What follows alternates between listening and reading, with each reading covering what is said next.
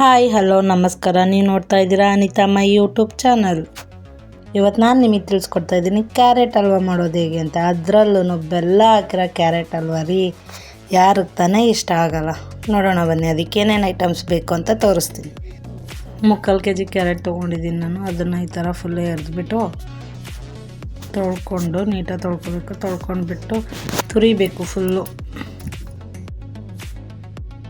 ನನ್ನ ಮಗಳು ಲಾಸ್ಟಲ್ಲಿ ನಾನು ತುರಿತೀನಿ ಅಂದ್ಲು, ಅವಳ ಹಸೆನೆ ಯಾಕೆ ಇದು ಮಾಡಬೇಕು ಅಂತ ಹೇಳ್ಬಿಟ್ಟು ಇದು ಮಾಡಿದೆ. ಅದಕ್ಕೆ ಏನೇನು ಐಟಮ್ಸ್ ಹಾಕ್ತೀನಿ ಅಂತ ತೋರಿಸ್ತಿದ್ದೀನಿ ನೋಡಿ. ತೆಂಗಿನಕಾಯಿ ತುರಿ, ಏಲಕ್ಕಿ 6 ಏಲಕ್ಕಿ, ದ್ರಾಕ್ಷಿ ಸ್ವಲ್ಪ, ಕಡಲೆ ಬೀಜ ಸ್ವಲ್ಪ ತೊಗೋಬೇಕು, ಜಾಸ್ತಿ ಅಲ್ಲ, ಗೋಡಂಬಿ ಮತ್ತು ಬೆಲ್ಲ ಒಂದು 1/4 kg ಆದರೆ ಸಾಕಾಗತ್ತೆ ನೋಡಿ. ಇಷ್ಟು ಐಟಮ್ ತೊಗೊಂಡಿದ್ದೀನಿ. ಬೆಲ್ಲನ ಪಾಕ ಮಾಡೋಕೆ ಇಟ್ಕೋಬೇಕು, ಸುಮ್ಮನೆ ಕರಗಲಿ ಅಷ್ಟೇನೆ, ಫುಲ್ಲು ಪಾಕ ಆಗೋದೇನು ಬೇಡ. ನೆಕ್ಸ್ಟ್ ಒಂದು ಬಾಣಲಿಗೆ ತುಪ್ಪ ಹಾಕ್ಕೊಂಡ್ಬಿಟ್ಟು ಗೋಡಂಬಿ ಇರುತ್ತಲ್ಲ, ಗೋಡಂಬಿನ ಅದ್ರಲ್ಲಿ ಕರ್ಕೋಬೇಕು ನೀಟಾಗಿ.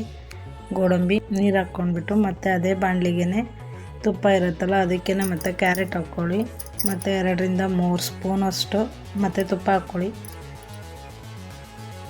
ಹಾಕ್ಕೊಂಡಾದ್ಮೇಲೆ ಮತ್ತೆ ರೋಸ್ಟ್ ಮಾಡಬೇಕು ನೀಟಾಗಿ ಆ ತುಪ್ಪದಲ್ಲಿ. ಪಾಕಕ್ಕೆ ನೋಡಿ ಇಷ್ಟು ಇದಿದ್ರೆ ಸಾಕು, ಕರಗಿದ್ರೆ ಸಾಕು, ಅದೇನು ಪಾಕ ಆಗಲೇಬೇಕು ಅನ್ನೋಂಗಿಲ್ಲ, ಬೆಲ್ಲ ಕರಗಬೇಕಷ್ಟೆ. ನೆಕ್ಸ್ಟ್ ಇದು ಹುರ್ಕೊಂಡ್ಮೇಲೆ ಇದರಲ್ಲಿ ಒಂದು ಘಮ ಬರುತ್ತೆ ರೀ, ಆ ಘಮ ಬರೋವರೆಗೂ ಹುರಿಬೇಕು, ಘಮ ಸ್ಮೆಲ್ ಬರೋವರೆಗೂ. ಹುರಿದಾದ್ಮೇಲೆ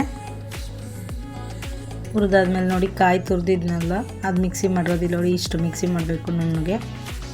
ನೆಕ್ಸ್ಟ್ ಅದನ್ನು ತೊಗೊಂಡ್ಬಿಟ್ಟು ಇದಕ್ಕೆ ಹಾಕ್ಕೊಳ್ಳಿ. ಇಲ್ಲಿ ಕಾಯಿ ಹಾಲು ಹಾಕ್ಕೊಳ್ಬೇಕು ನೀಟಾಗಿ. ಅದಕ್ಕೆ ಕಾಯಿ ಹಾಲು ಹಾಕ್ಕೊಂಡ್ಬಿಟ್ಟು ಎಷ್ಟಿರುತ್ತೋ ಅಷ್ಟು ಹಾಕ್ಕೊಂಡ್ಬಿಡಿ, ಫುಲ್ಲು ಮಿಕ್ಸ್ ಮಾಡ್ಕೊಳ್ಳಿ. ಮತ್ತೆ ಈ ಥರ ಮಿಕ್ಸ್ ಆದಮೇಲೆ ನೋಡಿ ಅದು ಕಾಯಲ್ಲೆಲ್ಲ ಹೋಗಬೇಕು ಅಲ್ಲಿವರೆಗೂ ಅದನ್ನು ಬೇಯಿಸ್ತಾನೆ ಇರಬೇಕು. ಇಲ್ಲಿ ನೋಡಿ ಈ ಥರ ಆದಮೇಲೆ ನಾವು ಬೆಲ್ಲನ ಕರಗಿಸಿಟ್ಕೊಂಡಿರ್ತೀವಲ್ಲ ಅದನ್ನು ಹಾಕ್ಕೋಬೇಕು. ಅದನ್ನು ಫುಲ್ಲು ನೋಡಿ ನಾನು ಹಾಕ್ಕೊಂಡಿದ್ದೀನಲ್ಲ ಆ ಥರ ಹಾಕ್ಕೊಂಡ್ಮೇಲೆ ಲಾಸ್ಟಲ್ಲಿ ದ್ರಾಕ್ಷಿ ಗೋಡಂಬಿ ಹಾಕ್ಕೊಂಡ್ಮೇಲೆ ಎಲ್ಲ ಮತ್ತೆ ಒಂದು ಟೈಮ್ ಮಿಕ್ಸ್ ಮಾಡಿ ಲಾಸ್ಟಲ್ಲಿ ಒಂದು ಚಿಟಿಕೆ ಅಷ್ಟು ಉಪ್ಪು ಹಾಕಿ. ಯಾವುದೇ ಸ್ವೀಟ್ ಮಾಡಿದ್ರೂ ಲಾಸ್ಟಲ್ಲಿ ಒಂದು ಚಿಟಿಕೆ ಉಪ್ಪು ಹಾಕಿದ್ರೇ ಟೇಸ್ಟ್ ಫ್ರೆಂಡ್ಸ್. ಇವಾಗ ಅದನ್ನು ಮುಚ್ಚಿಬಿಟ್ಟು ಒಂದು 1/4 ಗಂಟೆ 20 ನಿಮಿಷದೊಳಗಡೆ ಆಗೋಗುತ್ತೆ. ಅದೊಂದು 1/4 ಗಂಟೆ ಆದರೆ ಸಾಕು. ಫುಲ್ಲು ಇದು ಮಾಡಿ ನೋಡಿ, ಅದಾಗೋವರೆಗೂ ಮಿಕ್ಸ್ ಮಾಡಿ. ವಾವ್, ನೋಡಿದ್ರಲ್ಲ ತುಂಬ ಟೇಸ್ಟಿಯಾಗಿರುತ್ತೆ, ತಿನ್ನೋದಕ್ಕೂ ತುಂಬ ಚೆನ್ನಾಗಿರುತ್ತೆ. ಒಂದು ಸಾರಿ ಟ್ರೈ ಮಾಡಿ.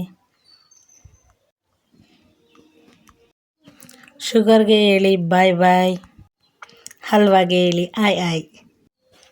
ನೋಡಿ ಎಷ್ಟು ಚೆನ್ನಾಗಿದೆ ಅಂತಂದು ತುಂಬ ಇಷ್ಟಪಟ್ಬಿಟ್ಟು ತಿಂತಾರೆ. ಒಂದು ಸಾರಿ ಟ್ರೈ ಮಾಡಿ.